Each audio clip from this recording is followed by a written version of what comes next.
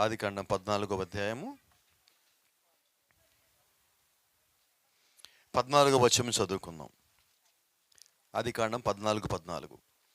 అబ్రాము తన తమ్ముడు చెరపట్టబడినని విని తన ఇంట పుట్టి అలవర్చబడిన 318 మందిని వెంటబెట్టుకొని దాను మట్టుకు ఆ రాజులను తరిమెను. రాత్రివేళ అతడును అతని దాసులను వాటికి ఎదురుగా మనలు తీర్చి వారిని కొట్టి దమస్కునకు ఎడమ తట్టునున్న హోబా మట్టుకు తరిమి ఆస్తి యావత్తు తిరిగి తెచ్చి తన తమ్ముడైన లోతును అతని ఆస్తిని స్త్రీలను ప్రజలను తిరిగి తీసుకుని వచ్చును.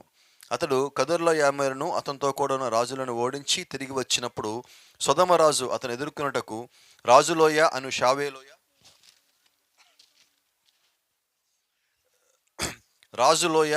షావేలోయ మట్టుకు బయలుదేరి వచ్చెను. మరియు షాలేము రాజైన మెల్కిసెదెకు రొట్టెను ద్రాక్షరసము తీసుకుని వచ్చెను.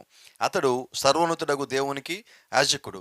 అప్పుడు అతడు అబ్రామును ఆశీర్వదించి ఆకాశమునకు భూమికి సృష్టికర్తయును సర్వోన్నతుడైన దేవుని వలన అబ్రాము ఆశీర్వదించబడును గాక అనియు నీ శత్రువులను నీ చేతికి అప్పగించిన సర్వోన్నతుడగు దేవుని స్తుతింపబడును గాక అనియు చెప్పెను. అప్పుడు అతడు అన్నిటిలో ఇతనికి 10వ వంతు ఇచ్చెను. Praise the lord. దేవుని నామానికి మహిమ. ప్రకటన గ్రంథంకి వెళ్దామండి.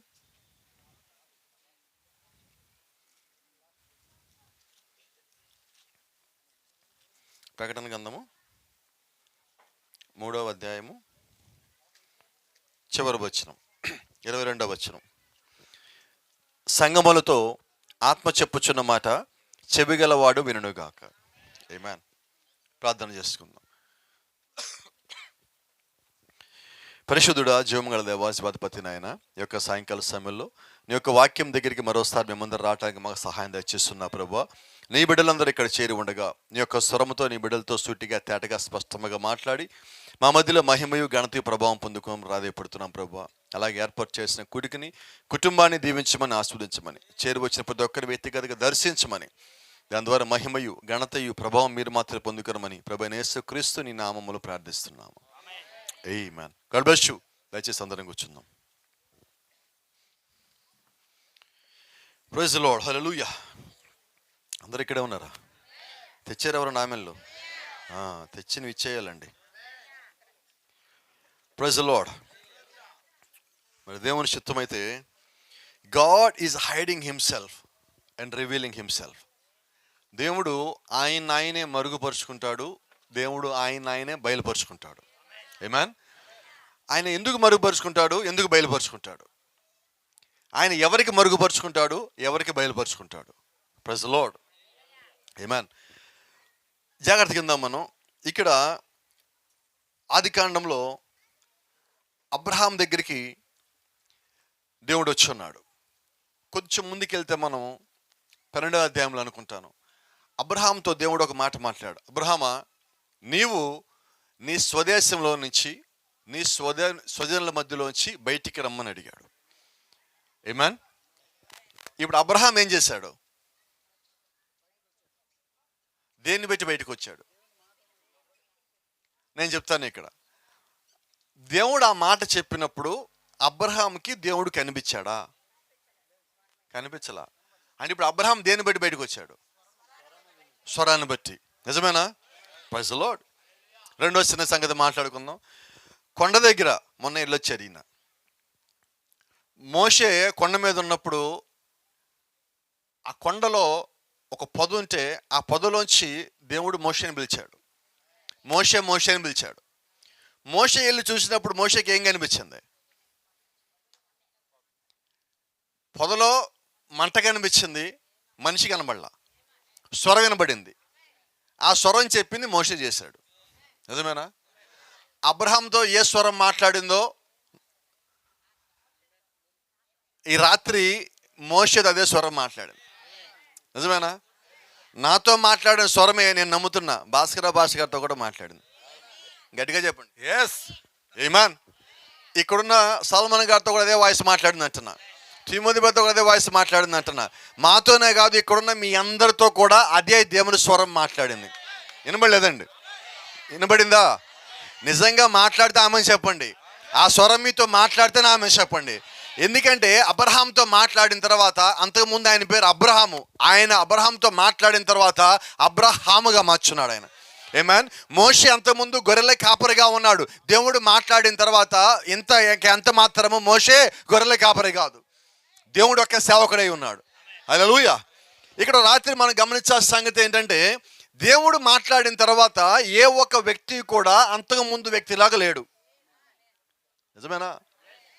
మనం గట్టిగా ధైర్యంగా చెప్పాం, నాతో కూడా అదే స్వరం మాట్లాడిందని. నిజమేనా? ఆ మాట నమ్మినోళ్ళు, చేతులు తెచ్చినోళ్ళు, నోళ్ళు కూడా మీతో పాటు ఉంటే, ఈ రాత్రి దేవుడి కొరకే వచ్చి ఉంటే, నిజం చెప్పాలి మీకు కోరుకుంటే, మన మధ్యలో ఆయన కూడా నమ్మకం ఉంటే, ఆ స్వరం మాట్లాడిందా? మరి మనం మారామా? అబ్రహాం మారినంతగా మనం మారామా? మోషే మారినంతగా మనం మారామా? పౌలు మారినంతగా మనం మారామా? ఇర్మియా మారినంతగా మనం మారామా? మారలేదు. మరి అదే స్వరం మాట్లాడింది కదా. స్వరంలో శక్తి తగ్గిందా? స్వరంలో ప్రభావం తగ్గిందా? ఆయన లేని తగ్గల. ఎందుకంటే హెబ్రీయులకు రాసిన పత్రిక 13:8 ఒక మాట ఉన్నది. నిన్న అంటే అబ్రహాము, నేడంటే మోషే అనుకుందాం. మరి అక్కడ రెండు చోట్ల ఒకేలాగా ఉన్న స్వరము నిరంతరం అంటే ఈరోజు కూడా అలాగే ఉండాలా. ఆమేన్. ఆ స్వరములు అదే శక్తి ఉండాలా, ఆ స్వరములు అదే ప్రభావం ఉండాలా. ఎందుకంటే ఆయన ఎన్నడూ మార్పు లేని దేవుడు. ఆమేన్. ఎన్నడూ శక్తి తగ్గని దేవుడు, ఎన్నడూ ఆయనకి అసాధ్యమైనది ఏది లేదు. మరి అదే నిజమైతే ఈరోజు మనం ఎందుకు మారటల్లా? ఇన్ని ఆమెలు వచ్చినాయి, ఇందాక ఇప్పుడు రావట్లేదు. అది గబగబా లేచి మారాను బాస్, ఎందుకు నన్ను ఇలాగ అంటారేమో అని ఇంటాను చూస్తాను, ఎక్కడైనా బట్ల నాకు ఎప్పుడో మారిపోయాం, దేవుడు మాతో మాట్లాడగానని చెప్పాలా. ఇది చెప్పాలి ఏదో అడ్డు వస్తుంది, ఎందుకంటే మనం ఏం చేస్తాం మనకు తెలుసు, ఏం చూస్తున్నాము, ఏం చేస్తాము, ఏం ఆలోచిస్తున్నాము మనకు తెలుసు, దేవుడికి తెలిసిన సంగతి కూడా మనకు తెలుసు. అందుకని చూడండి, మన లోపల నుంచి గట్టిగా కేక పెడదాం అనుకున్నా కూడా బయటికి అది రావట్లా. ఎందుకని రావట్లేదంటే ఏదో అడ్డం పడింది. ఏం అడ్డుపడింది తెలుసా? సత్యం అడ్డుపడుతుంది. అందుకని మనం కేక పెట్టలేకపోతున్నాం. Praise the lord. దేవుని నామానికి మహిమ కలుగును గాక. ఇంకో చిన్న మాట మాట్లాడతా. దేవుడు ఆదామును సృష్టించినప్పుడు ఆదాముకు ఒక ఆశీర్వాదం ఇచ్చాడు. మీరు ఫలించి అభివృద్ధి చెంది విస్తరించి భూమి నిండించి, ఇవన్నీ దేవుడు ఆశీర్వాదం ఇచ్చాడు. అయితే ఈ ఆశీర్వాదాలు ఇది ఆదాముగా అబ్రహాముగా? గట్టిగా చెప్పండి, గట్టిగా చెప్పమ్మా. ఇది అబ్రహామేనా మనకు కూడానా? Praise the lord. అంటే ఇప్పుడు దేవుడు ఎవరిని దీవించాడు? ఆదికాండం 1వ అధ్యాయంలో వినబడలేదు. ఎవరో మనల్ని అంటున్నారు ఇక్కడ. ఆశీర్వాద విషయంలో కాంప్రమైజ్ కావద్దండి. పరలోకి ఎవరు వెళ్తారు? మనం వెళ్ళమండి, నేను వెళ్తాను. ఆశీర్వాదం ఎవరిది? మనకు కాదు, నాది. ఆయన ఎవరి దేవుడు? మన దేవుడు కాదు, నా దేవుడు. రక్షణ ఎవరిది? మనకు కాదు, నాది.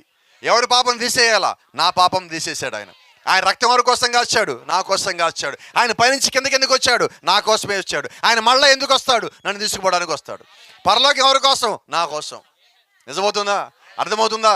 Praise the lord. కాబట్టి జ్ఞాపకం చేసుకోండి, దేవుడు అక్కడ దీవించిన అన్ని ఆదాముకి మాత్రమే కాదు, ఆ తర్వాత వచ్చే వాళ్ళందరికీ. అలాగే దేవుడు దీవించింది అబ్రహాముని మాత్రమే కాదు, అబ్రహాము తర్వాత సంతానానికి కూడా. ఎలాగ దేవుడు దీవించారంటే, అబ్రహాముకి ఇంకా కుమారుడు పుట్టక ముందుగానే దేవుడు అబ్రహాముని దీవించాడు. ఇదిగో నీ తర్వాత సంతానానికి వాగ్దానం ఇస్తున్నా. ఇంకా కుమారుడు పుట్టక ముందు ఆయన ఏమంటున్నాడు? నీ తర్వాత కుమారుడు, ఆ తర్వాత వచ్చే సంతానము, వారికి ఇచ్చే వాగ్దానం ఇది. అవునా? అయితే అబ్రహాముకి కుమారులు ఎంతమంది?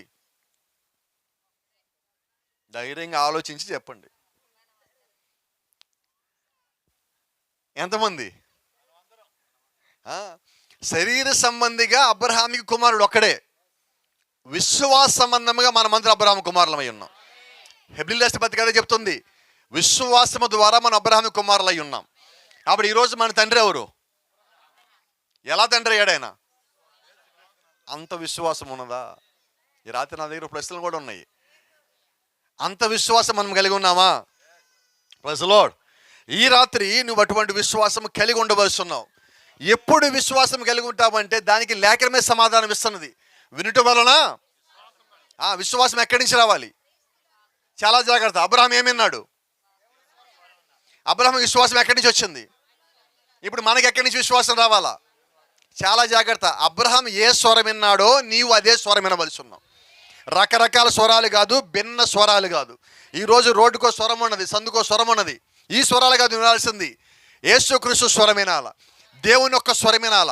అందుకని ప్రకటన గ్రంథంలో 2వ అధ్యాయంలో 3వ అధ్యాయంలో ఒకే మాట 7 సార్లు ఉన్నది, సంగములతో. ఎవడంటే వాడు చెప్పే మాట కాదు, ఆత్మ చెప్పుచున్న మాట. బైబిల్లో ఉన్న మాట చెప్పేవాడు ఆత్మ చెప్పుచున్న మాట. బైబిల్లో రాసింది నీకు తెలియచేయాల, బైబిల్లో లేనిది కాదు. బైబిల్లో ఉన్నది వినపడలేదు, బైబిల్లో ఉన్నదే నాకు తెలియాలా. బైబిల్లో ఉన్నది ఉన్నట్టుగా చెప్పేదే దేవుని యొక్క స్వరం. మనం మనిషిని చూడొద్దు, శరీరం చూడొద్దు, స్వరాన్ని వెంబడిద్దామండి. హల్లెలూయా.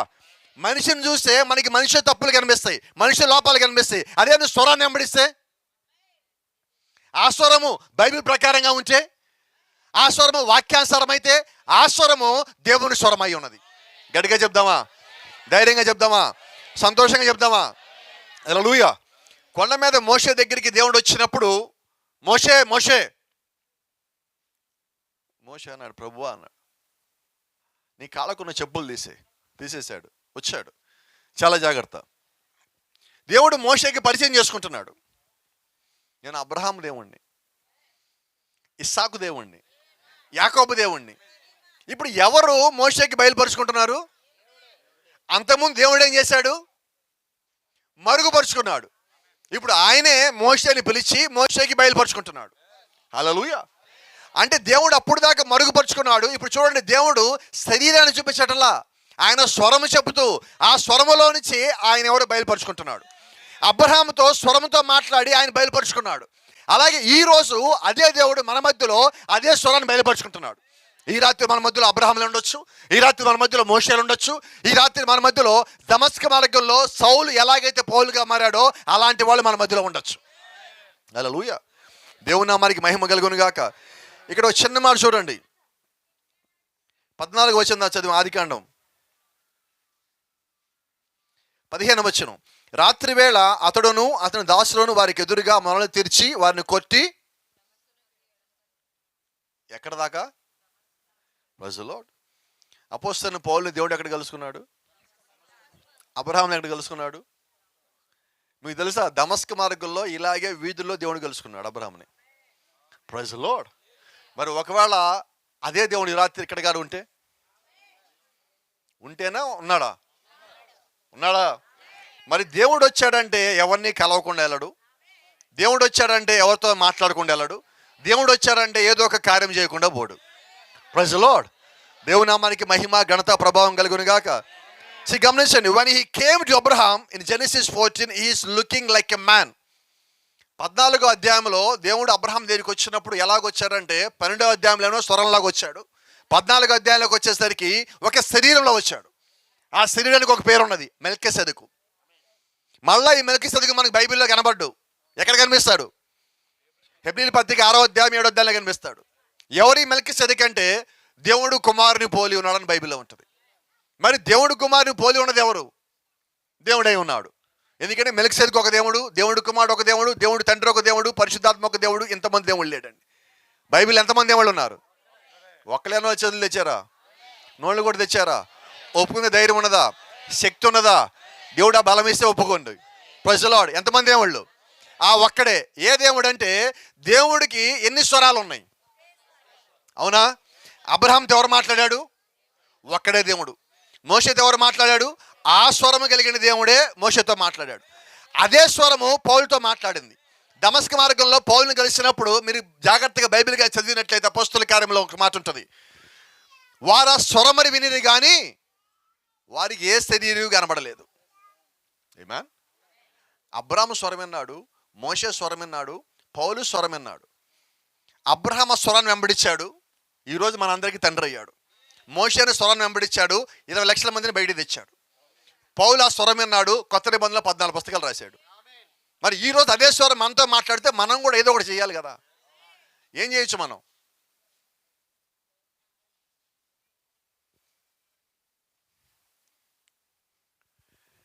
వినపడలేదు నాకు. ఇప్పుడు ఒక క్లారిటీకి వద్దామా లేదా? మా వెంకటలక్ష్మి చెప్పట్లేదు, ఆమె వినపట్లేదు ఇటు పక్క నుంచి నాకు. దేవుడు ఎప్పుడైనా ఎవరితో ఎందుకని మాట్లాడతాడంటే, ముందు వాళ్ళు రక్షించబడాలా, వాళ్ళ ద్వారా అనేక మంది రావాలా. అవునా? ఇప్పుడు మనమందరం రక్షించబడ్డట్టేనా? నాకు చేతులు చూపిస్తే కదా నమ్మకం కుదరదు. చేతులు తెచ్చారా? మీతో పాటు ఉండే చెయ్యొద్దు, లేకపోతే వద్దు. సరే, సంతోషమైన సంగతి, అందరూ రక్షించబడ్డాం. మొదటి పని అయిపోయింది. రెండో పని ఏంటి? రైట్, ఇప్పుడు చేతులు ఎత్తండి. రక్షించిన వాళ్ళు చేతులు ఎత్తండి, అందరూ వద్దు. ఏమ్మా,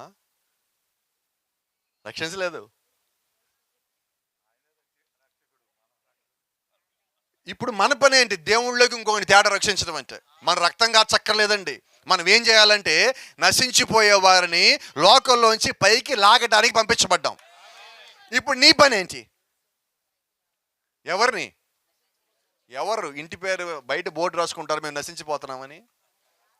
పోనీ వాట్సాప్లో స్టేటస్ పెట్టుకుంటారు మేము నశించిపోతున్నామని? వాళ్ళు ఎలాగనుకోవాలా? ఎక్కడైతే ప్రార్థన లేదో, ఏ ఇంట్లో అయితే విశ్వాసం లేదో, ఏ ఇంట్లో అయితే నెమ్మది లేదో, వాళ్ళ దగ్గరికి దేవుడు మిమ్మల్ని నడిపిస్తాడు. ఎలాగో చెప్పమంటారా? మీకు అందరూ తెలుసండి, బైబిల్లో మరియా అని ఒక ఆమె ఉన్నది. చాలా చిన్న ఆమె, యవ్వనస్తురాలు. ఆమెతో దేవుని యొక్క దూత మాట్లాడినప్పుడు ఆమె దేవుడు యొక్క ఆత్మను పొందుకున్నది. ఎక్కడ పొందుకుందంటే గర్భంలో పొందుకున్నది ఆమె.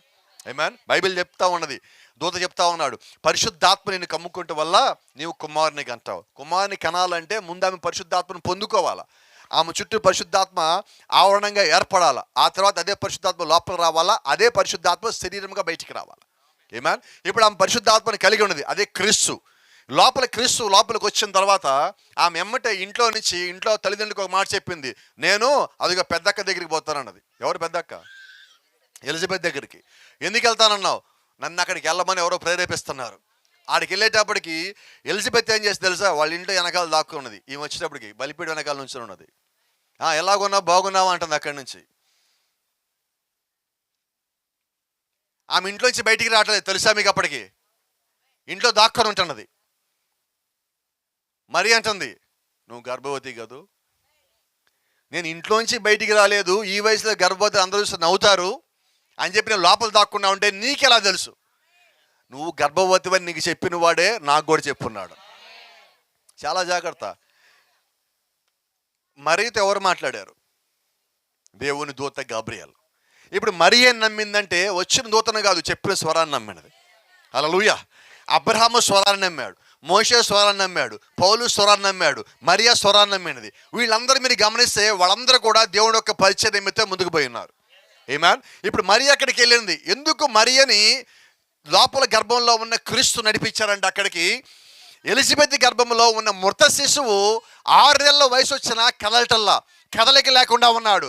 ఆ నశించిపోయే శిశువు కదలాలి కాబట్టి దేవుడు మరియని అక్కడ నడిపించున్నాడు. హల్లెలూయా. ఆమేన్. కోపడమాకండి. కొంచెం గ్రామ నా మీద కోపడరా? ఎవరు చెప్పట్లేదు. కోపడంటే చెప్తాను నేను. కోపడరా కొంచెం వాళ్ళు చెప్పండి, అనకాపల్లి చెప్తున్నారు. ఇక్కడికి మేమెందుకు వచ్చాం? గట్టిగా చెప్పలే. మరియమ్మ అక్కడికి ఎందుకు వెళ్ళింది? మోషే అక్కడికి ఎందుకు వెళ్ళాడు? మేము ఇక్కడికి ఎందుకు వచ్చాం? నేను ధైర్యంగా చెప్పగలను, ఇక్కడున్న ఏ ఒక్కళ్ళు డబ్బు కోసం రాలా. దేనికోసం వచ్చినట్టు? డబ్బు కోసంగా ఇంక దేనికి వస్తారండి పాస్టర్లు? అక్కడక్కడ కొద్దిమంది ఆత్మల కోసం కూడా వస్తారండి. అలాంటి వాళ్ళు ఇక్కడికి వచ్చారు ఈ రాత్రి. Praise lord. ఈరోజు మేము ఇక్కడికి ఎందుకు వచ్చామంటే, ఇక్కడ కూడా ఎవరన్నా ఆ స్థితిలో గాను ఉంటే దేవుడు వాళ్ళని కదుపుతాడని నమ్మకంతో ఇక్కడికి వచ్చున్నాం. Praise lord. ఎవరో పిలిచారని కాదండి. సిస్టర్ వాళ్ళు పిలవాలి అంటే, బ్రదర్ వాళ్ళు పిలవాలంటే దేవుడు వాళ్ళని ప్రేరేపించాల. వాళ్ళని ప్రేరేపించిన దేవుడే మమ్మల్ని ప్రేరేపించాలా. ఆ ప్రేరేపడితే ఇక్కడికి రావాలా. మేము ఇక్కడికి వచ్చాక మీరందరూ ప్రేరేపించబడి ఇక్కడికి రావాలా. నన్ను దేవుడు స్వరం పిలవాలా, వాళ్ళకి దేవుని స్వరం చెప్పాలా, అదే దేవుని స్వరం మేము ఇక్కడికి తేవాలా. అప్పుడే దేవుడు రంగం మీదకి వస్తాడు. అప్పుడే దేవుడు కార్యం చేసే దేవుడిగా ఉంటాడు. మోషేని పిలిచిన దేవుడు మోషేలో ఉన్నాడు. అబ్రహాం పిలిచిన దేవుడు అబ్రహాంలో ఉన్నాడు. పౌలుని పిలిచిన దేవుడు పౌలులో ఉన్నాడు. ఈ రాత్రి అదే దేవుడు మనల్ని పిలిస్తే, నన్ను పిలిస్తే, గట్టిగా రావట్లేదు గట్టిగా, అప్పుడు దేవుడు ఎక్కడున్నాడు? రైట్. ఇప్పుడు నా లోపల దేవుడు ఉంటే దేవుడు ఏం చేస్తాడు? మరియు లోపల ఏం చేశాడు? ఎక్కడికి తీసుకెళ్ళాడు మరి అని? ఎలిజబెత్ దగ్గర తీసుకుపోలేదండి. ఎలిజబెత్ గర్భంలో ఉన్న మొత్త శిశువు జీవం రావాలంటే యేసుక్రీస్తు అక్కడికి పోవాలా. అయితే యేసుక్రీస్తు మరియ లోపల ఉన్నాడు. ఇప్పుడు మరియని యేసుక్రీస్తు తీసుకెళ్ళి అక్కడ వదిలిపెట్టాడు. Praise the lord. అంటే ఈరోజు అదే దేవుడు, నిజమైన దేవుడు సేవకుడిని ఎక్కడ తీసుకుపోతాడంటే, ఎక్కడైతే ఆత్మలు కదలకుండా పడి ఉన్నాయో ఆ ఆత్మలు కదలటానికి, ఎక్కడైతే దేవుడు యొక్క వాక్యం కావాల్సి ఉన్నదో అక్కడికి దేవుడే ఆ సేవకుడిని నడిపించి తీసుకొని పోతాడు. హల్లెలూయా. ఒక చిన్న మాట, మోషే ఐగుప్తేమో ఇటు పక్కన ఉంటే మోషేమో ఇటు పక్కన ఉన్నాడు. మోషే దగ్గరికి దేవుడు వచ్చి అంటున్నాడు, మోషే నువ్వు పోయి నా బిడ్డలు అక్కడ తీసుకొని రాపో అంటున్నాడు. ఏమా? ఇప్పుడు దేవుడికి కోరిక ఏంటంటే ఆయన బిడ్డలు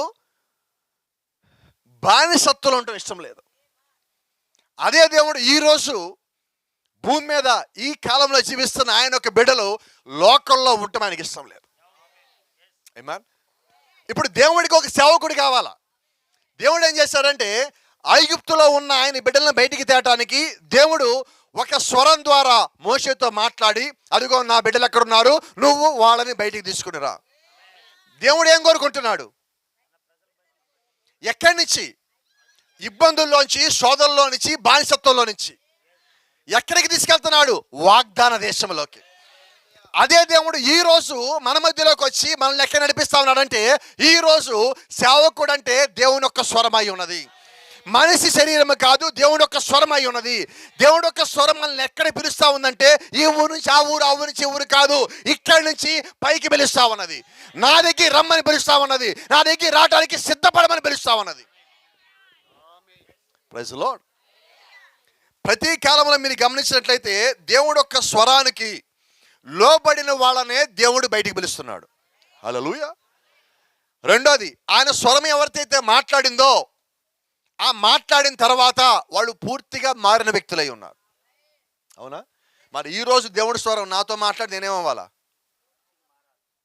నాతో మాట్లాడగానే సినిమాలు మొత్తం వదిలిపెట్టాను, ఇంట్లో టీవీలు తీసి బయట పెట్టాము, సినిమాలో ఉన్న ఫ్రెండ్స్ మొత్తాన్ని, ఆ మొబైల్ నెంబర్లో ఉన్న 1200 నెంబర్ని ఎరగొట్టి ఆ మొబైల్ మొత్తం మార్చేయడం అయింది. నాతో మాట్లాడాడు. ఏమేన్ 2.5 లక్షల జీతాన్ని వదిలిపెట్టాం, పక్కన పెట్టాం, బయటకు వచ్చాం. రైట్. ఇది నా వ్యక్తిగతం, నా సాక్ష్యం. మరి ఇక్కడ మీతో మాట్లాడితే మీరేం చేశారు?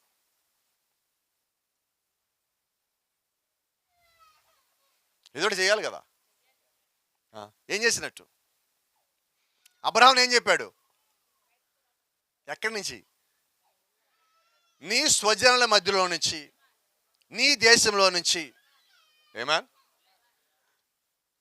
నీ రక్త సంబంధంలో నుంచి. అవునా? ఈరోజు మనం ఎలాగేమంటే, నా కుటుంబంలో ఎవరైనా చర్చికి రాకపోతే నేను కూడా రాను. ఏం చెప్పరండి ఎవరు? నిజమా కాదా? మరి ఇప్పుడు అబ్రహాంకి ఏం చెప్పాడు? ఎక్కడి నుంచి? నీ తండ్రి ఇంటి నుంచి, నీ స్వజనుల మధ్యలో నుంచి, నీ దేశంలో నుంచి, నీ రక్త సంబంధాల మధ్యలో నుంచి. అంటే ఇప్పుడు దేవుడు ఒక ఉద్దేశం ఏంటంటే, నీ రక్త సంబంధుల కన్నా నేనే ఎక్కువ. అదని చెప్పాడు. నీ బంధువుల కన్నా నేనే ఎక్కువ, నీ స్వజనుల కన్నా నేనే ఎక్కువ, నీ దేశం కన్నా నేనే ఎక్కువ. అవునా? నేను అంటున్నా, అదే దేవుడు ఈరోజు మనతో మాట్లాడితే అలాగే మాట్లాడతాడు, ఇంకోలాగా మాట్లాడతాడా? అలాగే మాట్లాడతాడు. ఎందుకంటే నిన్న, నేడు, నిరంతరము. అబ్రహాంతో మాట్లాడినా, మోషేతో మాట్లాడినా, నాతో మాట్లాడినా ఒకేలాగా మాట్లాడతాడు. నిజమేనా? పౌలుతో మాట్లాడినా, సమరస్థితితో మాట్లాడినా, మీతో మాట్లాడినా ఒకేలాగా మాట్లాడతాడు. నిజమేనా? మరి అదే నిజమైతే మాట్లాడిన స్వరం మారలేదు, మాట్లాడిన దేవుని యొక్క గుణం మారలేదు, మాట్లాడిన దేవుని యొక్క లక్ష్యం మారలేదు. అయితే మారాల్సింది మనం మాత్రమే. Praise the lord. దేవుని నామానికి మహిమ. హల్లెలూయా. గమనించండి, అబ్రహాముని ఇంట్లోంచి పిలిచినప్పుడు అబ్రహాంకి దేవుడు ఒక వాగ్దానం లోపల పెట్టుకున్నాడు. ఏ వాగ్దానం అంటే, అబ్రహామా నీ కుమారుని ఇస్తా. కానీ అబ్రహాంకి చెప్పలా, పిలవగానే చెప్పలేదండి. నిజమేనా? నువ్వు ఇంట్లో నుంచి బయటికి రా, 75 ఏళ్ళు. ఇంట్లోంచి బయటకు వచ్చేసరికి పిల్లలు లేరు. బయటకు వచ్చాక 14వ అధ్యాయంలో ఇప్పుడు దేవుడు అబ్రహాముని కాపాడుకోవాలా. ఇప్పుడు చూసాం మనం, అబ్రహాము తమ్ముడు లోతు లోక సంబంధి అబ్రహాముని బయటికి రమ్మని, కానీ లోతు కూడా ఈ వెనకాల వచ్చాడు. ఈ వెనకాల వచ్చి ఈయనకి సమస్యలు తెచ్చాడు తప్పితే ఎన్నడూ కూడా లోతు అబ్రహాంకి ఉపయోగపడాల. అందుకే దేవుడు ఏమని పిలిచాడు, నీ రక్త సంబంధంలోంచి బయటకు వచ్చామన్నాడు. బయటకు వచ్చినప్పుడు వెనకాల తోకలాగా లోతు కూడా వచ్చాడు. అబ్రహాం వెనకాల ఉండబట్టి అబ్రహాంకి వచ్చే ఆశీర్వాదాలు లోతు కూడా తీసుకున్నాడు. కానీ లోతుకు వచ్చేది ఏది అబ్రహాం తీసుకోవాలా. చూడండి, అబ్రహాం బైబిల్ మొత్తంలో ఒక్క యుద్ధం కూడా చేయాల. చేసిన ఒకే ఒక యుద్ధము అబ్రహాం కోసం కాదు, లోతు కోసం. హల్లెలూయా, నిజమేనా కాదా? ఏమన్. ఇప్పుడు అబ్రహాము లోతుని తీసుకుపోయాడని యుద్ధానికి పోతున్నప్పుడు అబ్రహాముని ఎవరు కాపాడాలి? ఎందుకని? అబ్రహాంకి వాగ్దానము దేవుడి లోపల ఉన్నది. దేవుడు ఆలోచనలో వాగ్దానం ఉన్నా అది నీకు చెప్పకపోయినా ఆ వాగ్దానం నీకు చెప్పి నెరవేర్చేదాకా దేవుడు నిన్ను కాపాడాల. హల్లెలూయా. అంటే దేవుడు ఆలోచనలో కలిగి ఉన్న వాగ్దానము కూడా నీకు జీవితంలో నెరవేరేంత వరకు ఆయనే కాపలాగాయాల. అబ్రహాం యుద్ధానికి వెళ్ళాడు, 318 మంది. వాళ్ళకి కత్తి తిప్పడం వచ్చు, అబ్రహాం కత్తి తిప్పడం రాదు. కానీ ఇప్పుడు దేవుడు అబ్రహాంని కాపాడుకోవాలి, ఎందుకంటే వాగ్దానం లోపల ఉన్నది కాబట్టి. హల్లెలూయా. మీరు గమనించండి, అబ్రహాం యుద్ధానికి వెళ్ళేటప్పుడు దేవుడు లేడు, యుద్ధం నుంచి తిరిగి వచ్చేటప్పుడు మెల్కీసెదెకు వచ్చాడు. నిజమైన సంగతి తెలుసా? యుద్ధానికి వెళ్ళేటప్పుడు దేవుడు కూడా వెళ్ళాడు. యుద్ధానికి తిరిగి వచ్చేటప్పుడు ఆయన మెల్కీసెదెకుగా కనిపించాడు. Praise the Lord. ఆమేన్. అందుకని మెల్కీసెదెకు ఏమని ఆశీర్వదించాడు జ్ఞాపకం ఉందా మీకు? అన్నిట్లో దేవుడిని దీవించను గాక. ఎందుకంటే ఆ దీవెన దేవుని నుంచి ఆల్రెడీ వచ్చినది. తర్వాత 18వ అధ్యాయం కొద్ది, అదే ఆదికాండం. మధ్యాహ్నం పూట ఇలా అంటే ఎండాకాలంలో 3 గంటలకి మమ్మే వృక్షం దగ్గర కూర్చున్నాడు. అప్పటికి వర్షాలు లేవు, కష్టంగా ఉంది, కరువుగా ఉన్నది. ఇప్పుడు దేవుడు అక్కడికి రావాలని డిసైడ్ అయ్యాడు. మధ్యాహ్నం 3 గంటలకి దూరంగా గుడారంలోంచి అబ్రహాం చూస్తున్న 3 మనుషులు వస్తున్నారు. చాలా జాగ్రత్త. అబ్రహాం వాళ్ళ దగ్గరికి పోయాడు. నెంబర్ 1 చూశాడు, నెంబర్ 2 చూశాడు, నెంబర్ 3 చూశాడు. చూసి ప్రభువా అన్నాడు. వచ్చింది ఎంతమంది? మనమైతే ఏమంటాం? అబ్రహాం ఏమన్నాడు? అది అబ్రహాం ప్రత్యక్షత.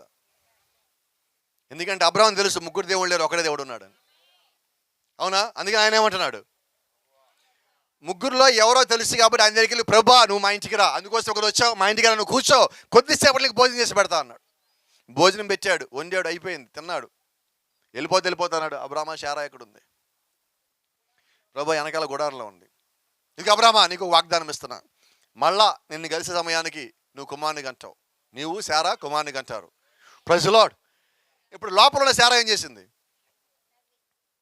చాలా జాగ్రత్త. ఇది గుడారం, ఈ గుడారం వెనకాల ఉన్నది. దేవుడు ఇక్కడున్నాడు, ఇటు పక్కన అబ్రహాం ఉన్నాడు. అబ్రహామా నువ్వు కుమారుని కంటావు అన్నాడు. గుడారంలో అటుపక్కన ఆమె నవ్వింది. ఈయన అంటున్నాడు, శారా నువ్వు ఎందుకు నవ్వావు? శారా ఎక్కడుంది? ఎవరికి కనిపిస్తుంది?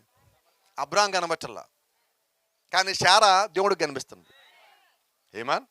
ఇప్పుడు దేవుడు ఏమంటున్నాడు? శారా ఎందుకు నవ్వావు? ప్రభా నేను నవ్వలేదు, నువ్వు నవ్వావు, అయిపోయింది. ఏదైనా తోటలో ఆదాముని దీవించిన, ఫలించి నిండించి అభివృద్ధి చెందు అని దీవించిన అదే స్వరము శారాతో అంట, నువ్వు నవ్వావని. మోషేతో పొదలో మాట్లాడే అదే స్వరము శారా నువ్వు నవ్వామంటున్నది. దమస్కు మార్గంలో పౌలుని కలిసి సౌలా సౌలా నువ్వు నేల హింస పెడుతున్నావు అని పలికి అదే స్వరము శారాతో గద్దిస్తుంది. The same voice. ఎందుకంటే దేవుడు మాత్రమే అలాగ పలకగలడు. మనిషిని చూడకుండా మనిషి గురించి చెప్పగలిగే దేవుడు మాత్రమే. హల్లెలూయా. మోషే అక్కడికి రాగానే మోషే మోషే అని పిలిచాడు. మోషే పేరు పొదలో ఉన్నానికి ఎవరు చెప్పారు? పొదలో ఉన్నాయని దేవుడు కాబట్టి ఆయన ఏ పేరు అనుకున్నారో ఆ పేరే మోషేకి పెట్టారు. అది మోషే అనుకున్న పేరు కాదండి, దేవుడు అనుకున్న పేరు. ఆ పేరు మోషేకి పెట్టారు. అప్పుడు దేవుడు మోషే మోషే అని పిలుస్తున్నాడు. Praise the lord. ఇప్పుడు దేవుడు ఏం చెప్పాడో మోషే అది చెయ్యాలి. దేవుడు ఏం చెప్పాడో అబ్రహాం అదే చెయ్యాలి. దేవుడు ఏం చెప్పాడో శారా అదే చెయ్యాలి. శారాతో నువ్వు ఎందుకు నవ్వావు అని మాట్లాడేటప్పుడు శారాకు సంగతి అర్థం కావాలి. మనిషిని చూడకుండా అటుపక్కన ఎక్కడో ఉన్నప్పుడు ఆమె చేసింది ఏదో చెప్పగలిగిన వాడు దేవుడే. అంటే ఇప్పుడు దేవుడు ఏం చేస్తాడంటే ఆయన ఎవరో శారాకి బయలుపరుచుకుంటున్నాడు. అబ్రహాంతో మాట్లాడి బయలుపరుచుకున్నాడు. శారాయికి వాగ్దానం ఇచ్చిన దాన్ని నమ్మనప్పుడు ఆయన ఎవరో బయలుపరుచుకున్నాడు. మోషేని పిలిచినప్పుడు మోషేతో మాట్లాడుతా మోషేకి దేవుడు ఎవరో బయలుపరుచుకుంటున్నాడు. ఆయన ఏం చెప్పాడు తెలుసా? ఇదిగో మోషే, ఐగుప్తులో ఉన్న ఇజ్రాయేలు వాళ్ళు మొరపెట్టడా నేను విని కిందకి దిగి వచ్చి తిని. అంటే దేవుడు ఎక్కడ ఉంటానని చెప్పాడు? పైన ఉంటానని చెప్పాడు. ఇప్పుడు ఎక్కడికి వచ్చానన్నాడు? కిందకి దిగి వచ్చి తిని. ఎందుకు వచ్చాను? నా ప్రజల మొర ఆలకించి తిని. ఏమాన్? అంటే ఇప్పుడు దేవుడు కిందకి వచ్చి దేనికంటే ప్రజలు మొర పెడుతున్నారు, ఆ మొర తీసేయటానికి దేవుడు వచ్చాడు. అయితే దేవుడు ఎక్కడికి వెళ్ళటలా? సేవకుడు ముందు నువ్వు పో అంటున్నాడు. అవునా? ఏమాన్? దేవుడు వెళ్ళలేడా? దేవుడు తేలేడా? అయితే దేవుడు ఒక మనిషిని పంపించి, ఏ మనిషి? పడిపోయి జారిపోయిన మనిషి, భయపడి పారిపోయిన మనిషి. ఆ మనిషిని పిలిచి అంటున్నాడు, నువ్వు వెళ్ళు, నీతో పాటు నేను ఉంటానంటున్నాడు. ఏమన్నా? ఎందుకంటే మోషే బలం మోషేకి తెలుసు. ఇప్పుడు మోషే శక్తి మోషేకి తెలుసు, మోషే జ్ఞానం మోషేకి తెలుసు, మోషే సరిగా పలకలేడని కూడా మోషేకి తెలుసు. ఆయన అంటున్నాడు, నువ్వు పలకలేవు కానీ నేను పలుకుతా కదా, నువ్వు వెళ్ళి నిలబడు, స్వరం నాది, శరీరం ఆహారోనిది, నువ్వు అక్కడ నిలబడు, నువ్వు అక్కడ నుంచుంటే నేను కార్యములు చేస్తాను. ఈరోజు నేను నమ్ముతా ఉన్నా అదే దేవుడు మన మధ్యలో ఉన్నాడు. నీవు నిలబడితే, ఆయన స్వరానికి లోబడితే నీలోంచి ఆయన కార్యం చేసే దేవుడై ఉన్నాడు. నీలోంచి ఆయన రంగం మీదకి వచ్చే దేవుడై ఉన్నాడు. నీ ద్వారా ఆయన కార్యము పలికే దేవుడై ఉన్నాడు. నీ ద్వారా ఆయన వాగ్దానం ఇచ్చే దేవుడై ఉన్నాడు. నీ ద్వారా దేవుడు వాగ్దానము నెరవేర్చే దేవుడై ఉన్నాడు. నీ ద్వారా ఆయన చేయాలనుకునే ప్రతి ఒక్క కార్యము నువ్వు లోబడినప్పుడు ఆయన చేసే దేవుడై ఉన్నాడు. హల్లెలూయా, ప్రైజ్ ది లార్డ్. గతంలో ఎందుకని దేవుడు ఈ కొడుకుని, రాము బ్రదర్ని, వెంకటలక్ష్మి సిస్టర్ని ప్రేరేపించి పెట్టాడు అంటానికి ఒక కారణం చెప్తాను మీకు. గతంలో కూడా మేము ఇక్కడికి వచ్చున్నాం, జ్ఞాపకం ఉందనుకుంటాం మీకు. నిజమేనా?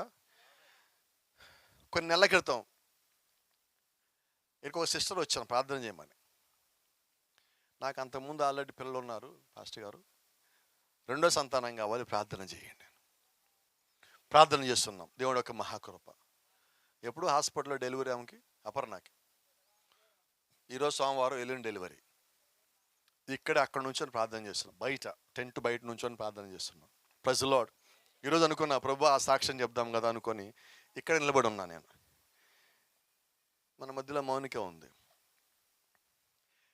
అమ్మాయి ఎక్కడో ఇంట్లో ఉన్నది, మరి ఎక్కడ ఎవరు చెప్పారు ఏంటో తెలియదు కానీ అమ్మాయి వచ్చి ఇక్కడ నుంచింది. పాస్టర్ గారు అన్నది, praise the lord, praise the lord అమ్మా, బాగున్నావమ్మా? బాగున్నాను పాస్టర్ గారు. ఒక సాక్ష్యం చెప్పాలి పాస్టర్ గారు. ఏంటమ్మా? పోయినసారి మీరు ఇక్కడికి వచ్చా, మేము ప్రార్థన చేయించుకున్నాను, గర్భఫలం కావాలని. ఇప్పుడు 3వ నెల పాస్టర్ గారు అని చెప్పి. నువ్వు ఎక్కడే కూర్చోను? అమ్మా చేయి చూపించగలవా? చేయి తీసుకొచ్చావా? Praise the Lord. ఏమన్? అంటే ఈరోజు మేము ఇక్కడ రావటానికి కూడా కారణం ఉన్నది. అమ్మా ఇది నీ అంతా నువ్వు పిలవాలి, అర్థమైందా? ఇప్పుడు నువ్వు ఇక్కడ పిలిచినప్పుడల్లా దేవుడు ఏదో పని చేసిపోతున్నాడు ఇక్కడ. నేను అంటుంది అది, దేవుడు కానీ మిమ్మల్ని ప్రేరేపిస్తే, మేము కానీ ఆ ప్రేరేపణ బట్టి ఇక్కడికి వస్తే దేవుడు కార్యం చేయకుండా ఇక్కడి నుంచి మేము బయటకు పోము. ఎందుకంటే పిలిచిన వాడు దేవుడు, కార్యం చేసిన వాడు దేవుడు. నమ్ముట నీ వలనైతే, నేను మళ్ళీ అడుగుతాను, మళ్ళీ చెప్పండి. నమ్ముట నీ వలనైతే, మళ్ళీ అడుగుతాను, దారి చెప్పండి. నమ్ముట నీ వలనైతే నాకు సమస్తమే సాధ్యం. ఎవడో నమ్మేవాడు కాదండి, నేను కదా, నాతో మాట్లాడుతుంది వాక్యము. ఇప్పుడు చెప్దామా? నమ్ముట నీ వలనైతే నాకు సమస్తము సాధ్యమే. నమ్ముట నీ వలనైతే అని అడుగుతున్నా నేను, ఎవరి వల్ల అయితే కాదు, నీ వలనైతే. ఆ వాక్యము చదవటం కాదండి, ఆ చదివిన వాక్యము నీ కొరకై ఉన్నది. అది నీవని ఆ స్థానంలోకి నీవు వచ్చి నువ్వు దాన్ని చూసినప్పుడు ఆ విశ్వాసము నీ లోపలికి వచ్చి అది పనిచేస్తుంది. ఈరోజు వినుట వల్ల విశ్వాసం అండి, నేను విన్నాను చెప్పడం కాదండి. విన్నదాన్ని నువ్వు నమ్మినప్పుడు దేవుడు కార్యం చేస్తాడు. హల్లెలూయా, దేవుని నామానికి మహిమ కలుగును గాక. ఎందుకంటే ఈ గ్రామంలోకి మేము రావటానికి దేవుడే ద్వారా నిలుచున్నాడు. Praise the lord. ఎక్కడ కంచరపాలెం, ఎక్కడ కుంచంగి, వెంకటలక్ష్మి ఎవరో మాకు తెలియదు. కంచరపాలెం ఎక్కడో మీటింగ్ పెడితే ఇక్కడ కుంచంగా అక్కడికి వచ్చింది. అక్కడికి వచ్చి అయిపోయి పాస్ గారు మా ఊరు రావాలన్నది. ఎందుకు ఈ ఊరు ఇక్కడికి వచ్చాం? ఇక్కడ దేవుడు గర్భఫలాలు తెలుస్తున్నాడు. ఎలాగా అంటే దేవుడు ఒక సేవకుని పిలుచుకోవడానికి ఆయన ఒక మార్గం ఉన్నది. ఏమాన్? అందుకే మీకు సత్యం చెప్తా ఉన్నా, సేవకుడు మీ దగ్గరికి వచ్చినప్పుడు ఆ సేవకుడు దేవుడు పంపించాడని నమ్మండి. ఏమాన్? సాల్మన్ బాస్టర్ ఇక్కడికి వస్తున్నారా? గట్టిగా చెప్పండి. ఎంతమంది ఇళ్ళకి వచ్చి ఆయన డబ్బులు తీసుకెళ్ళాడు? మీరు చెప్పరు, నేను చెప్తా ధైర్యంగా. ఏ ఇంటికి రాలా తీసుకోవాలా? ఒకసారి కాదు, 1000 సార్లు మీ ఇంటికి వచ్చి ఆయన తీసుకోడు. ఇది మీకు కాదు, ఊరికి చెప్తున్నా నేను. హల్లెలూయా. ఎందుకని చెప్పనా? ఆయన ఏంటో నాకు తెలుసు కాబట్టి. ఆయన తీసుకునే స్వభావం కాదు, ఇచ్చే స్వభావం. ఎందుకు ఈ మాట అంటున్నానంటే, చాలామంది అనుకుంటారు సేవకుడు ఇంటికి వచ్చి డబ్బులు తీసుకుపోతాడని. మా ఇంటికి వచ్చి డబ్బులు ఇవ్వాలేవనని. అవసరం లేదండి. నిజమైన సేవకుడు మీ ఇంటికి వస్తే డబ్బులు తీసుకుపోడు కానీ ఆశీర్వాదాలు మీకు ఇచ్చిపోతాడు. హల్లెలూయా. దేవుని నామానికి మహిమ కలుగును గాక. గతంలో మీకు మాట చెప్పా, మళ్ళీ మీకు జ్ఞాపకం చేస్తున్నా. ఒకరోజు యేసుక్రీస్తు ఒక రోడ్డు నుంచి అలా వెళ్తా ఉంటే పేతురు యేసుక్రీస్తు చేపెట్టుకుని, అయ్యా ఒకసారి నువ్వు మా ఇంటికి రా అన్నాడు. ఏంటి పేతురు అన్నాడు? మా అత్త కొంట్లో వాళ్ళ ఇంటికి రా అన్నాడు. ఇంట్లోకి వచ్చి అడుగు పెట్టాడు. అడుగు పెట్టాలి, కుర్చీలో కూర్చున్నాడు. పేతురు అన్నాడు, అయ్యా ఒక్క నిమిషం కూర్చో, లోపలికి వెళ్ళి మంచినీళ్ళు తీసుకొస్తాను. మంచినీళ్ళు తీసుకొచ్చేపాటికి పేతురు అత్త లేచి నీకు పరిచయం చేస్తుంది. ఎంతసేపట్లో? లోపలికి వెళ్ళి మంచినీళ్ళు ముంచుకొని గ్లాస్ తీసుకొచ్చేలోపు ఆమె లేచి కూర్చొని పరిచయం చేస్తుంది. ఏమన్ నిజం చెప్పనా? ఒక నిజమైన సేవకుడికి ఆయన వస్తే మన కుటుంబంలో ఉన్న జబ్బులు వ్యాధి అలాగే పారిపోతాయి. గట్టిగా చెప్పొచ్చు. అయితే ఆ సేవకుడు పిలువబడిన వాడు అయి ఉండాలి.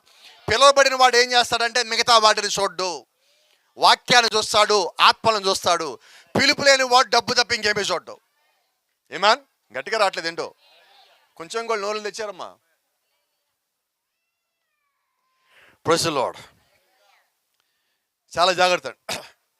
ఆది కాండములో 1వ అధ్యాయంలో 1వ వచనంలో దేవుడు ఎలాగంటే ఆత్మలాగా ఉన్నాడు. ఆది కాండం 12వ అధ్యాయంలో స్వరంలాగా ఉన్నాడు. 14వ అధ్యాయంలో మెల్కీసెదెకులాగా వచ్చాడు. 18వ అధ్యాయంలో మానవుని శరీరంలో ఆయన వచ్చాడు. మట్టి శరీరాన్ని కనిపిస్తున్నాడు. Praise the lord. మోషేతో మాట్లాడినప్పుడు అగ్నిలో స్వరంలాగా ఉన్నాడు. అగ్ని ఉంది, స్వరం ఉన్నది. ఆ మాట్లాడిన తర్వాత మోషే అక్కడి నుంచి వెళ్ళిపోయిన తర్వాత ఆ పొదలాగే ఉంది కానీ పొదలో ఉన్న అగ్ని మాత్రం లేదు. చెప్పగలరు ఎక్కడికి వెళ్ళిందో? ఏమన్ అంటే ఇప్పుడు సేవకుళ్ళు ఏమున్నది? పౌలుతో దమస్కు మార్గంలో మాట్లాడిన తర్వాత వెలుగు ఎక్కడికి పోయినది? గట్టిగా చెప్పండి. ఆయన అందరూ చూస్తూ ఉండగా రాయి మీద నుంచి పరమునికి ఆరోహణం ఆయన అందరికీ ఇదే తెలుసు. అయితే చాలా కొద్ది మందికి ఒక సంగతి తెలుసు. ఆ వెళ్ళిన ఆయన మేడగదిలో 120 మంది లోపలికి వచ్చాడు. ఏమన్ 120 మందిలో ఉన్నది ఒకే దేవుడు. పాత నిబంధనలో ఒక్కొక్క ప్రవక్తలో ఒక్కొక్క కాలంలో ఆయన ఒక్క స్వరంగా మాట్లాడిన ఆయన కొత్త నిబంధనకు వచ్చేసరికి మేడగదిలో కిందకి వచ్చిన తర్వాత 120 మందిలో ఒకటే స్వరముగా ఉన్నాడు. హల్లెలూయా. ఈరోజు ఆ ఒక్కటే స్వరం ఏం చెప్తా ఉన్నదంటే సంగములతో ఎవరు చెప్తున్న మాట? గట్టిగా చెప్పండి. ఆత్మ చెప్పుచున్న మాట. చాలా జాగ్రత్త. ఆత్మ చెప్పుచున్న మాట. ఆత్మది ఏ రూపం? చెప్పరు ఎవరు? ఆత్మది ఏ రూపం? రూపం లేనిది ఆత్మ. ఇప్పుడు ఎవరి మాట వినాలా? ఆత్మ చెప్పుచున్న మాట. అంటే ఇప్పుడు ఆత్మకి స్వరం ఉన్నది. ఆ స్వరం చెప్పేది వినాలా. ఆది కాండం 1వ అధ్యాయంలో దేవుడు ఎలాగున్నాడంటే ఆత్మగానే ఉన్నాడు. ఆదాము అవ్వలకి పెళ్లి చేశాక ఆయన ప్రసంగం చేసినప్పుడు ఆయన ఆత్మగానే ఉన్నాడు. ప్రతి చోట మీరు గమనిస్తే ఆయన ఆత్మగానే ఉన్నాడు. ఐగుప్తు నుంచి వారి కనానికి నడిపించినప్పుడు అగ్నిలాగుంది, మేఘస్తంభంలా ఉంది. అయితే ఆయన ఇంకా ఆత్మగానే ఉన్నాడు. అయితే అగ్నిస్తంభంలోంచి మేఘస్తంభంలోంచి ఆయన యొక్క స్వరం మాత్రము మాట్లాడుతూనే ఉన్నది. ప్రతి ప్రవక్తలోంచి ఆయన స్వరం మాట్లాడుతూనే ఉన్నది. ప్రతి అపోస్తలులోంచి ఆయన స్వరం మాట్లాడుతూనే ఉన్నది. ఈరోజు నిజమైన దేవుని సేవకుల్లోంచి అదే స్వరము మాట్లాడుతూనే ఉన్నది. ఆమేన్. ఇలా మాట్లాడుకుందాం. కొద్దిగా మీ కోపం తెప్పిస్తున్నాను, ఏమనుకోమాకండి దయచేసి. 20 లక్షల మందితో మోషేలోంచి దేవుని ఒక స్వరం మాట్లాడితే ఎంతమంది లోబడ్డారు? అవునా? ఇలా మాట్లాడుకుందాం. కోపం తెప్పించి సంగతి చెప్తున్నా. ఇప్పుడు కూడా ఒకవేళ కుంచెంగి గ్రామంలో దేవుని స్వరం మాట్లాడి ఎంతమంది లోబడతారు? ఇద్దరు అన్నమాకండి, గొడవలు అవుతాయి.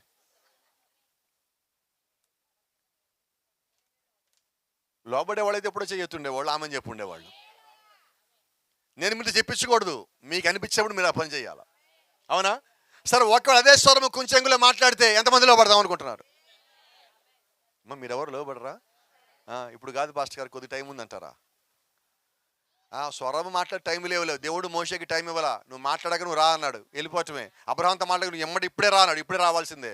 దమస్కులో మాట్లాడాక ఇప్పుడే రా అంటే వెళ్ళిపోవాల్సిందే. సమరసితో మాట్లాడి ఇప్పుడే రా అంటే వెళ్ళిపోవాల్సిందే. అంటే ఈరోజు దేవుడే మాట్లాడుతున్నాడంటే ఆయన స్వరం మన దగ్గరికి ఎందుకు పంపిస్తాడంటే నీవు ఆయనకి కావాలా. నువ్వు కొంచెంగా ఆనకాపల్లె రామాపురం అని దేవుడు అడగట్లా. ఆయనకి నీవు కావాలా. ఎలా కావాలంటే నువ్వు ఎలాగున్నావో ముందు అలాగ ఆయన దగ్గరికి వచ్చేసి. అబ్రహాంని పిలవగానే అబ్రహాం లాగానే వచ్చేసాడు. మోషేని పిలవగానే మోషేలాగా వచ్చాడు. సౌలుని పిలవగానే సౌలులాగా వచ్చాడు. ఆ తర్వాత దేవుడు వాళ్ళు మార్చుకున్నాడు, వాళ్ళకి బయలుపరుచుకున్నాడు. అలాగే ఈ దినము నీకు ఎంత తెలుసో పక్కన పెట్టి, కానీ నేను దేవుడు పిలిచాడు నమ్మితే ముందు నువ్వు దేవుడి లోపలికి వచ్చేస్తే ఆయనకి ఏం కావాలో నీకు తెలియజేసుకుంటాడు. ఆయనకి ఏం కావాలో నీకు బయలుపరుచుకుంటాడు. ఆయన ఈ ద్వారా ఏం చేయాలనుకున్నాడో నీకు తెలియజేసుకుంటాడు. హల్లెలూయా. ఎందుకో చెప్పనా, దేవుడి పిలవగానే మనకు మొత్తం తెలియదు, కానీ దేవుడికి తెలుసు ఈ ద్వారా ఏం చేయాలో. ప్రతి గడియ దేవుడే మాట్లాడతాడు. బైబిల్ చెప్తా ఉన్నది, అయ్యా నేను అక్కడికి వెళ్ళాక ఏం మాట్లాడాలో నాకు తెలియదు. అప్పుడు దేవుడి స్వరం ఏమంటున్నది,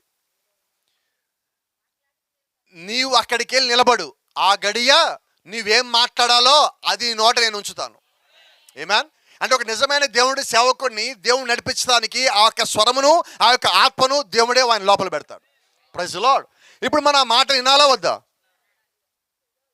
గట్టిగా చెప్పండి. రైట్. విన్నాక ఒప్పుకోవాలా వద్దా? అందరూ చెప్పట్లేదు. సరే రైట్. వినటం అంటే ఏంటి? త్వరగా చెప్పేయండి. వినటం అంటే ఏంటి? మా అబ్బాయి ఉన్నాడు మైకేల్. ఈ మైక్ తీసుకెళ్తామంటాడు. మైకేల్ డోంట్ డూ ఇట్ అంటా నేను. మైకేల్ అని తీసుకెళ్ళమాక అన్నాడు. ఓకే డాడీ అంటాడు, తీసుకెళ్ళిపోతాడు. ఇది మైకేల్ తెలిసింది ఏంటంటే నేను ఏం చెప్పినా ఓకే అంటాను తెలుసు. విన్నాడేం లేదా? కానీ ఏం చేశాడు? నేనేం చెప్పాను? మైకేల్ ఏం చేశాడు? నా స్వరం విన్నాడా లేదా? కానీ ఏం చేశాడు? నేను చెప్పింది చేశాడా? నచ్చింది చేశాడు. రైట్. ఈరోజు మీరందరూ ఎవరు? మైకేల్సే కాదా? దేవుని వాక్యం వింటలేదా? అబద్ధాలు ఆడద్దు. మనం ఏమన్నాం? ఓకే పాస్టర్ గారు అన్నాం. ఏమంటే అమ్మా మీరు తప్పకుండా చర్చికి రావాలి, మానేయకండి. పాస్టర్ గారు ఈ వారిని అస్సలు మానేయం. ఇప్పుడేగా అమ్మ చెప్పాను అబద్ధం ఆడద్దని.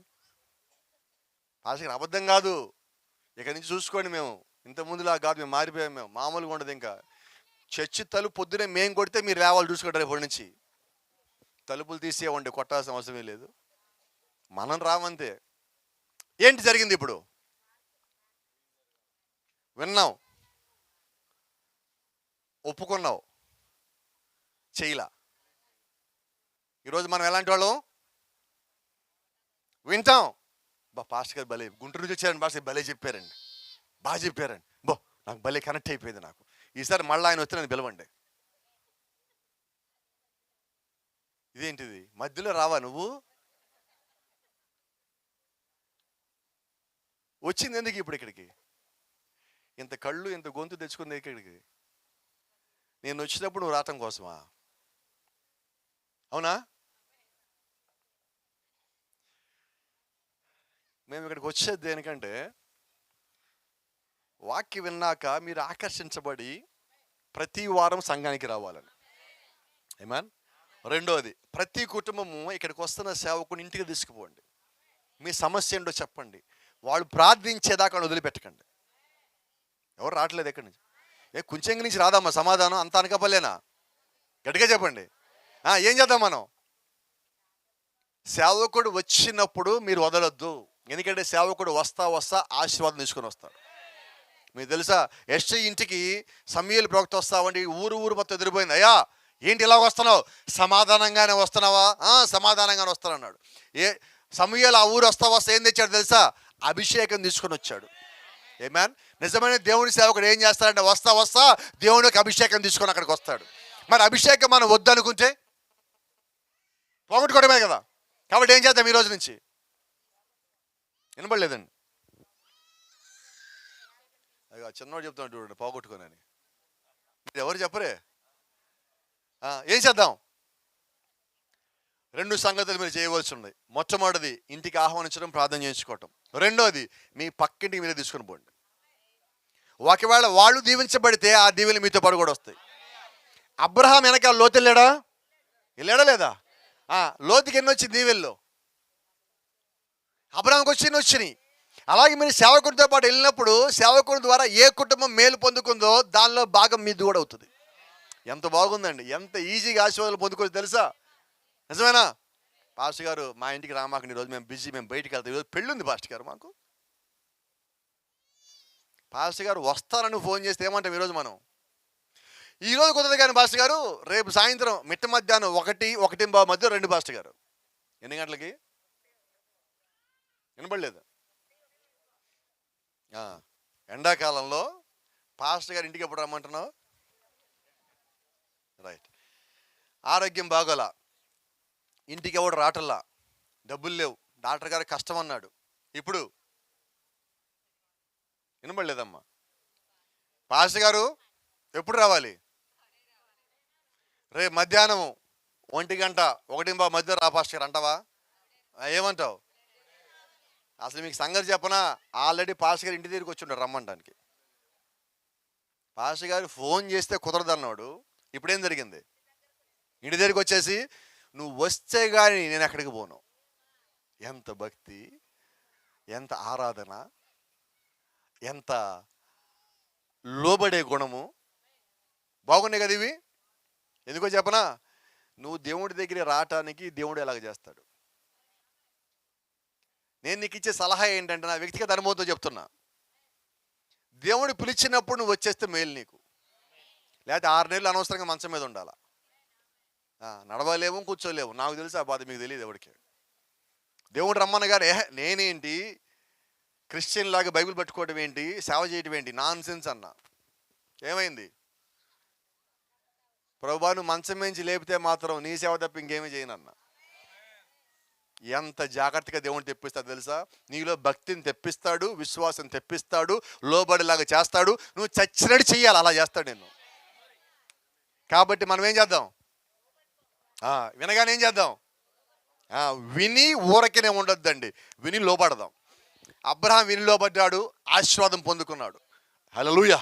మోషే విని లోబడ్డాడు, ఆశీర్వాదం పొందుకున్నాడు. సౌలు విని లోబడ్డాడు, పౌలుగా మారాడు, ఆశీర్వాదం పొందుకున్నాడు. సమరస్త్రీ విని లోబడింది, ఆశీర్వాదం పొందుకున్నది. ఈరోజు మనము కూడా దేవుడు కుమారులు కుమార్తెలమైతే ఆయన ఒక స్వరం మన యొద్దకు వచ్చినప్పుడు ఆ స్వరం విని లోబడాల. సంఘములతో, ఒక్కొక్కరితో కాదు, ఇది సంఘం అంతటితో కూడా దేవుడు మాట్లాడుతున్నాడు. సంఘం అంటే ఒక ఊరు, ఒక గ్రామము, ఒక సిటీ కావచ్చు, ఒక స్టేట్ కావచ్చు, ఒక దేశం కావచ్చు, ఏదైనా కావచ్చు. అంటే వాక్యం వినడానికి వచ్చిన వాళ్ళందరూ కూడా దేవుడు ఒక సంఘమే. మీరు ఎక్కడ ఏ చర్చికి వెళ్తున్నప్పటికీ ఈ రాత్రి ఇక్కడున్న మీ అందరితో చెప్పే మాట ఏంటంటే, దేవుని యొక్క స్వరం మీ వద్దకు వచ్చినప్పుడు దాని నుంచి పారిపోవద్దు, దాన్ని వినండి, పూర్తిగా లోబడండి, పూర్తిగా కట్టుబడండి. దేవుడే మిమ్మల్ని నడిపించేవాడిగా ఉంటాడు. అబ్రాహాం పిలిచిన దేవుడు అబ్రాహాం ముగింపు వరకు ఆయన తోడుగా ఉన్నాడు. మోషేని పిలిచిన దేవుడు మోషే లోబడ్డ కారణం చేత ముగింపు వరకు మోషేకి దేవుడే తోడుగా ఉన్నాడు. అదే దేవుడు ఈరోజు నన్ను పిలిస్తే నాకు ఆయన తోడుగా ఉంటాడు. అదే దేవుడు నిన్ను పిలిస్తే నీకు ఆయన తోడుగా ఉంటాడు. లేఖనం అంటా ఉన్నది, నన్ను పిలిచిన వాడు నమ్మదగిన వాడు, నిన్ను పిలిచిన వాడు లోకంలో ఉన్నవాడి కన్నా గొప్పవాడు. యోనా కన్నా గొప్పవాడు ఇక్కడ ఉన్నాడు, యోహాని కన్నా గొప్పవాడు ఇక్కడ ఉన్నాడు, సొలొమోను కన్నా గొప్పవాడు ఇక్కడ ఉన్నాడు అన్నవాడే ఈ రాత్రి లోపల ఉన్నాడు. ఆయన నమ్మదగిన వాడు, ఆయన ఉన్నవాడు అనువాడై ఉన్నాడు. ఆయన చెప్పే మాట ఏంటంటే, నువ్వు ఆయనకి లోబడినప్పుడు ఆయన నీకు తోడుగా ఉంటాడు. నీకు వ్యతిరేకంగా రూపించిన ఏ ఆయుధము ఎందుకు వర్ధిల్లదు? నీ లోపల ఆయన ఉన్నాడు కాబట్టి. ఎందుకు వర్ధిల్లదు? నువ్వు ఆయన స్వరం వింటున్నావు కాబట్టి. ఎందుకు వర్ధిల్లదు? నువ్వు ఆయన స్వరాన్ని వెంబడిస్తున్నావు కాబట్టి. ఎందుకు వర్ధిల్లదు? ఆయన స్వరానికి నువ్వు లోబడి జీవిస్తున్నావు కాబట్టి.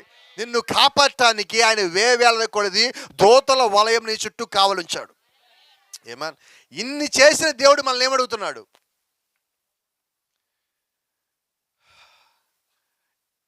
66 పుస్తకాలు ఇచ్చి దాన్ని మొత్తం కలిపి ఒక పుస్తకం చేసి మన చేతిలో పెట్టి దీనికి లోబడండి అన్నాడు.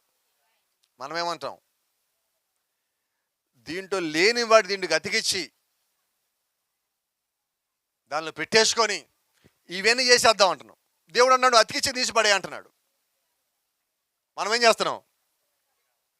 ప్రభు అతుకులు లేకపోతే మా జీవితం ఏంటి అంటున్నాం. నీకు చెప్తున్నాను, ఇది అతుకుల బతుకు కాదు. చెప్పగలరా? ఏ బతుకు కాదు మంది? దీంట్లో లేమి అతికించమాక, ఉన్నాయి తీసేమాక. తీసేస్తే పాతాళం, కలిపితే తెగుళ్ళు. ఏమీ లేకపోతే పరలోకం, ఏమీ కలపకపోతే పరలోకం పోతావు. నువ్వు అతుకులు వేసే అవసరం నీకు లేనే లేదు. బైబిల్ చెప్పలేదా? యేసుక్రీస్తు చెప్పలేదా? కొత్త ద్రాక్షారసాన్ని ఎందుకు వేయకూడదు? అది సంగతి, ఎత్తులు పగిలిపోతాయి. ఈ కొత్త బయలుపాటుని పాత సీసాలు పోతే ఏమవుతుంది? పాత సీసా తట్టుకోలేదండి, ఎందుకంటే దానికి బయలుపాటు లేదు, పగిలిపోద్ది. అందుకే దేవుడు ఏం చేశారంటే ఇది ఎవరికి ఇవ్వాలో వాళ్ళకే ఇచ్చాడు. ఈ బయలుపాటు దేవుడు అందరికి ఇవ్వాలా, ఇది ఎవరికి అవసరమో దేవుడు వాళ్ళకి ఇచ్చాడు. చాలా జాగ్రత్తగా గమనించండి. మోషేకి ఇచ్చిన బయలుపాటు వేరు, పౌలుకి ఇచ్చిన బయలుపాటు వేరు, నోవాకి ఇచ్చిన బయలుపాటు వేరు, ఇదిగో ఈ కాలం వర్తమానంలో పొందుకునే బయలుపాటు వేరు. ఎందుకంటే కాలం మారుతా ఉన్నది, సువార్త మారుతా ఉన్నది. కాలం మారుతున్న కొద్దీ దేవుడు వాక్యాన్ని లోతులోకి మనం తీసుకొని పోతున్నాడు. ఇంకా ఎక్కువ శక్తినిచ్చాడు, ఇంకా ఎక్కువ బలాన్ని ఇచ్చాడు. అది అర్థం చేసుకోవడానికి ఆయనే పరిశుద్ధాత్మనిచ్చాడు. ఆయనే పరిశుద్ధాత్మని మనకి బోధకుడిగా పెట్టాడు. ఇప్పుడు ఉపదేశకుడు అంటే ఎవరంటే పరిశుద్ధాత్ముడే. ఈరోజు నిజమైన ప్రవక్త ఎవరు అంటే ఈ కాలానికి పరిశుద్ధాత్మ. దేవుడే ఇప్పుడు మనకి ప్రవక్త అయి ఉన్నాడు. ఎందుకు ప్రవక్త అయి ఉన్నాడంటే ఆయనే బోధించేది, ఆయనే ప్రవచించేది, ఆయనే నెరవేర్చేది, సమస్తం ఆయనే అయి ఉన్నాడు. Praise the lord. కాబట్టి ఈరోజు మనం ఏం వెంబడిస్తున్నామంటే దేవుని స్వరం. బైబిల్లో పౌలు గారు రాశారు, పేతురు గారు రాశారు, యాకోబు రాశాడు, యోహాన్ రాశాడు. వాళ్ళు ఎవరు రాయలా, దేవుని ఆత్మ వారిలో ఉండి రాసింది. వారి పేర్లు వాళ్ళు చెయ్యి పట్టుకున్నారు కాబట్టి ఆ చేతికున్న పేరు, తలకున్న పేరు, ఆ పేరు రాశారు అక్కడ. అయితే వాళ్ళ లోపల ఆత్మ పేరు పరిశుద్ధాత్మ. ఆదికాండం రాసింది మోషే, లోపల ఉన్నది పరిశుద్ధాత్మ. ఏషియా గ్రంథం రాసింది ఏషియా, అయితే లోపల ఉంది పరిశుద్ధాత్మ. ఇర్మియా గ్రంథం రాసింది ఇర్మియా, లోపల ఉంది పరిశుద్ధాత్మ. దానియేలు గ్రంథం రాసింది దానియేలు, లోపల ఉంది పరిశుద్ధాత్మ. అపోస్తలులు పౌలు రాసిన పుస్తకాల్లో పౌలు పేరు కాదండి, అక్కడ దేవుడు మాత్రమే ఉన్నాడు. అదే దేవుని స్వరము ఈ రాత్రి మనతో మాట్లాడుతుంది. 7 సంఘకాలతో అదే స్వరము ఈ రాత్రి మనతో మాట్లాడుతుంది. ఏమని మాట్లాడుతుందంటే ఆ స్వరం చెప్పే మాటలు ఒకటే, వాక్యానికి నువ్వు లోబడు. ఆత్మ చెప్పినదే నువ్వు చెప్పాలా, ఆత్మ చెప్పనిది నువ్వు చెప్పొద్దు. బైబిల్లో లేనిది నువ్వు చెప్పొద్దు, చెప్పినా నువ్వు వినొద్దు. ఎందుకు వినొద్దు? నేను పరలోకం పోవాలా. ఎందుకు పరలోకం పోవాలా? నేను వచ్చింది అందుకని.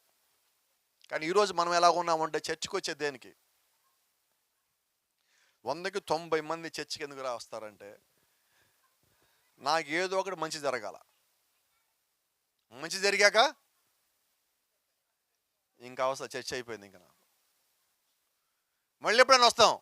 ఎప్పుడు? మళ్ళీ ఏదోటి కావాలి, ఎప్పుడు చర్చికి వస్తాను. పాస్టర్ గారు పోయినసారి మీ చర్చికి వచ్చినప్పుడే నాకు దేవుడు ఈ కార్యం చేశాడు, మళ్ళీ ఈ కార్యం జరగాలి పాస్టర్ గారు, ప్రార్థన చేయండి. 5 ఏళ్ళ తర్వాత వచ్చిందామా? 5 ఏళ్ళు ఏం చేసింది అంటే ఇప్పుడు దేవుడు నీకు అవసరం. అది హాస్పిటల్ కాదండి వచ్చిపోవటానికి. హాస్పిటల్కి ఎప్పుడు వెళ్తాం? చర్చికి నిజంగా అదే కదా వస్తుంది. ఇప్పుడు సగం మంది దేనికి వస్తున్నాం? చాలామంది చర్చ్ అంటే ఏమనుకుంటున్నారంటే అది ఎప్పుడన్నా మనం కుదిరితే వచ్చిపోయేది అనుకుంటున్నారు. కానే కాదండి, నీ జీవితం అది. అత్యంత విలువ ఇవ్వాల్సింది నువ్వు సంఘానికి విలువ ఇవ్వాలా, వాక్యానికి విలువ ఇవ్వాలా. నువ్వు సంఘ క్రమానికి లోబడి జీవిస్తూ ఉన్నప్పుడు నువ్వు జీవించిన జీవిత విధానం బట్టి దేవుడిని ఆశీర్వదిస్తాడు. ఆమేన్. కాబట్టి లోబడదామా? విందామా? లోబడదామా? విని లోబడదాం. అబ్రహాం విన్నాడు, దీవించబడ్డా. మోషే విన్నాడు, దీవించబడ్డా. సమరస్య విన్నాడు, దీవించబడిందా. పౌలు విన్నాడు, దీవించబడ్డా. మరి మన సంగతి ఏంటి? లోబడ్డాక వాళ్ళు దీవించబడ్డారు. ఈరోజు మనము కూడా వినటం వల్ల దీవించబడము. విన్నాక, విశ్వాసం పొందుకున్న విశ్వాసం వల్ల క్రియ చేశాక అప్పుడు మనం దీవించబడతాం. God bless you. దేవుడు మిమ్మల్ని దీవించును గాక. మరి తిరిగి దేవుని యొక్క సేవకులు ఈ సమయాన్ని అప్పగిస్తా ఉన్నా.